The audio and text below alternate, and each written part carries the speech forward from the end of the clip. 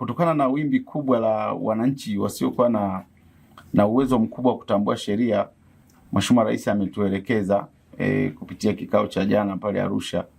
kwamba sheria zote zilizotafsiriwa kwa lugha ya Kiswahili ambazo zitatumika kwenye mahakama zetu, sasa ni muda mwafaka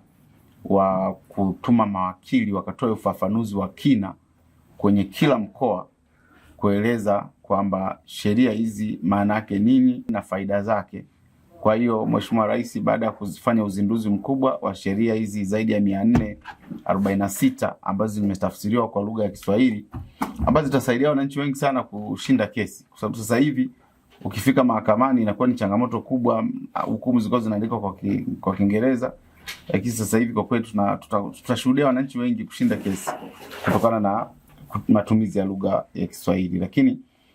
kwa maelekezo haya Mheshimiwa Rais alitupa jana pale Arusha ni kwamba tunakwenda kuandaa timu ya mawakili kwenda kutoa ufafanuzi juu ya sheria hizi ambazo zilizotafsiriwa kwa lugha ya Kiswahili zaidi ya 446. Lakini serikali inakwenda kufanyia kazi marekebisho ya sheria zaidi ya 1000 ili ziweze kuendana na utekelezaji wa dira 2050 ili tuweze kuendana na kasi ya kuleta maendeleo nchini, kwa sababu bila sheria madhubuti hatuwezi kuwa na taifa la watu wenye haki,